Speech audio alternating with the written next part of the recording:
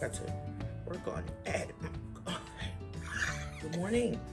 It is your girl Janelle Evelyn, and welcome to the Safe Space. And I got 7 hours of sleep last night and been getting it in for the last couple of weeks, man. I've been resting. That's just so new to me. It's so new to me. But just wanted to come on this morning and talk really quickly about dynamics and how they change in relationships. Dynamics change. And that does not mean beef or acting funny or switching up. What I've realized for me is that I don't have to sit in the front row of anyone for their growth or their journey, and they don't have to sit in mine. It's evolution. You know, maybe my position was in the front row for a while, and maybe I'm watching from the balcony now, but I'm watching and I see how pertinent those changes were or are to who they are trying to become. You know, people are really attempting to heal. They are really trying to feel better, for them to be better for them. And I feel like we need to be a little more gentle about how we personalize that. No one is anchored to stay in a place because it's comfortable for others. It ain't about them. Because if we're all anchored and not growing, where are we going? There has to be someone to light the match, to initiate the spark in the cluster, to say, you know, this feels good here, there's a lot of cushion, a lot of safety here. But I feel like somebody got to push up out of here, right? And what you hope is that it has a domino effect and everyone just decides to kind of get up and go and see what's out there. Leave the nest of safety. Go and see what's out there and then bring back what's good. I want to see my people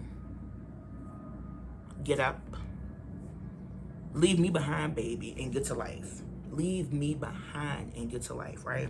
It just inspires me to get up and get into action. And I look forward to when we all circle back around and we're all healed and content and just wearing the good results of the life that we chose, one that's all ours. And now we can share little pieces of that. Whether I share pieces of that from your front row, whether I just peep in your window, my presence just does that. You feel me? You've made you a priority. You're tending to self. And for me, I know how good that feels. So when I see someone doing it, I feel good for them. I genuinely feel good for them. I know how good it feels to become disciplined, to cut off certain sound waves and vibrations from your life, to establish new things and put new meaning and just new energy into areas that you didn't really know that you could pour into. It's a long journey. It's not a lonely journey. But I know what that feels like for me, and to see my people doing the same, I can't get mad at that. It's not about me. I don't need my phone to ring. I don't need the visits if you're being good to you. But on that same note, if you ain't being too good to you, and you put some distance and space between us, I love you more for that, because you don't want me attaching to whatever you got going on.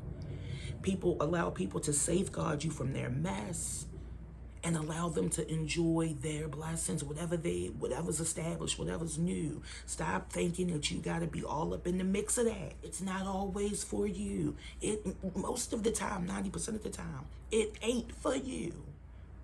Watch it, take from it. Let me take his energy from this and let me fuel my own and let me go and get mine. We'll all come back around. We all come back around, you know?